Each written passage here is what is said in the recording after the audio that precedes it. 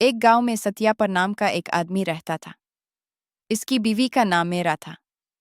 उनके दो बच्चे थे, एक बेटा और एक बेटी।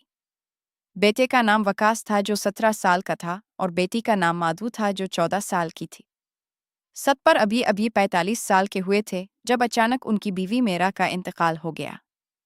वक्त गुजरने के साथ कुछ गांव वालों ने सत्यापर को दोबारा शादी करने का मशवरा दिया। उन्होंने इसे मुनासिब समझा और कुछ अरसे बाद उन्होंने दूसरी शादी कर ली। उनकी नई बीवी का नाम गीता था। वो सिर्फ 20 साल की थी। वो बहुत खूबसूरत थी लेकिन अपनी ख्वाहिशात की गुलाम भी थी। सत्यापर उसकी जज्बाती और जिस्मानी ज़रूरियात को पूरा नहीं कर पाते थे।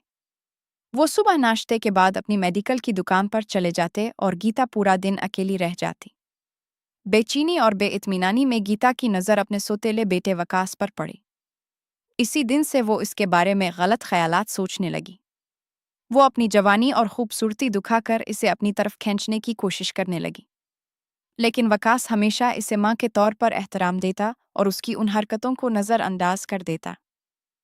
जब गीता को लगा कि वकास फंसने वाला नहीं है तो इसने सीधा अपना दिल बता दिया। वकास एक समझदार लड़का था। इसने गुस्से में कहा, तुम किस किस्म की माँ हो? तुम्हें शर्म नहीं आती? तुम मेरी माँ जैसी हो और मैं तुम्हारा बेटा। ये बिल्कुल गलत है। ये सुनकर गीता समझ गई कि वकास कभी उसके जाल में नहीं फंसेगा। यहाँ से कहानी एक हैरानकुन मोड़ लेती है। गीता के गांव में रमेश नाम का इसका पुराना आशिक था। इसने रमेश को फ़ोन किया। दोनों घंटों तक बातें करने लगे। पुरानी ख्वाहिशें फिर जाग उठीं और उन्होंने मिलने का प्लान बनाया।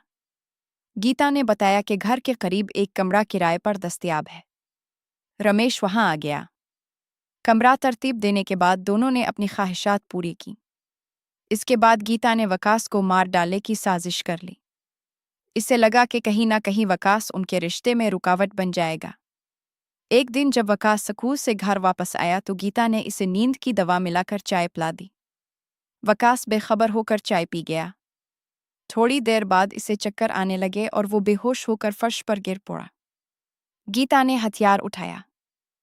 वकास होश में आया और रोते हुए अपनी जान बचाने की भीख मांगने लगा। लेकिन गीता अपनी हवस में अंधी हो चुकी थी। इसने वकास की एक भी बात नहीं सुनी और इसे कत्ल कर दिया। फिर इसने वकास का जिस्म टुकड़ों में काटा, बैग में भरा और रमेश को दे दिया। रमेश ने इस बैग को नाले में फेंक दिया। शाम को जब सत्यापर दुकान से वापस आए और वकास को घर पर नहीं देखा तो उन्होंने गीता से पूछा। गीता गुस्से में बोली, वो आपका बेटा था लेकिन जब आप घर पर नहीं होते थे तो वो मेरे साथ भी नामुनासिब रवैया करता था। ये बात बार बार सुनकर सत्यापर इस पर यकीन करने लगे और बोले, अच्छा हुआ कि वो चला गया वरना मुझे खुद कुछ कहना पड़ता।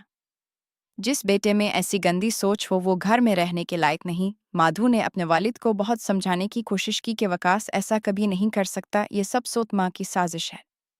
लेकिन सत्यापर ने इसकी एक भी बात नहीं मानी। गीता अपनी पहली साजिश में कामयाब हो गई। अब इसने माधु के लिए दूसरी साजिश बनाई। एक दिन जब सत्यापर दुकान पर चले गए तो गीता ने रमेश को बुलाया और माधु के साथ जबरदस्ती करवाई। इसके बाद रमेश माधु को बेचने के लिए ले जाने लगा। उधर सत्यापर को अपने बेटे की फिक्र हुई और वो जल्दी घर वापस आ गए। माधु को घर पर ना देखकर उन्होंने गीता से पूछा। गीता बोली, वो कॉलेज के एक लड़के से प्यार करती थी और उसके साथ भाग गई है। ये सुनकर सत्यापर बहुत दुखी हो गए। लेकिन गीता की तीसरी साजिश भी तैयार थी। इसने सोचा कि अगर शौहर भी मर जाए तो सारी जायदाद उसकी हो जाएगी। इसने चाय में जहर मिलाकर सत्यापर को पिला दिया। इसी दौरान माधु किसी तरह रमेश से बच निकलने में कामयाब हो गई और पुलिस स्टेशन पहुंच गई। रोते हुए इसने सब कुछ बता दिया कि इसकी सौत माँ ने इसके भाई को कत्ल कर दिया है और अब इसकी भी जिंदगी बर्बाद करने की कोशिश कर रही है। पुलिस फौरन एक खातून ऑफिसर के साथ घर पहुंची। गीता ने दरवाज़ा अंदर से बंद कर रखा था। जब पुलिस ने बैल बजाई तो गीता ने सोचा कि रमेश आया होगा। लेकिन जैसे ही इसने दरवाज़ा खोला और सामने पुलिस और माधु को देखा, इसका चेहरा सफ़ेद पड़ गया। घर की तलाशी में पुलिस को सत्यापर बेहोश हालत में मिले। उनकी सांस बहुत धीमी चल रही थी। पुलिस ने फौरन एम्बुलेंस बुलाई और उन्हें अस्पताल ले गई। फिर गीता से पूछगुछ की गई और इसे मारा भी गया। आखिरकार इसने सब कुछ इकरार कर लिया जिसमें रमेश का भी नाम था। जल्द ही रमेश को भी गिरफ्तार कर लिया गया। दोनों को जेल भेज दिया गया।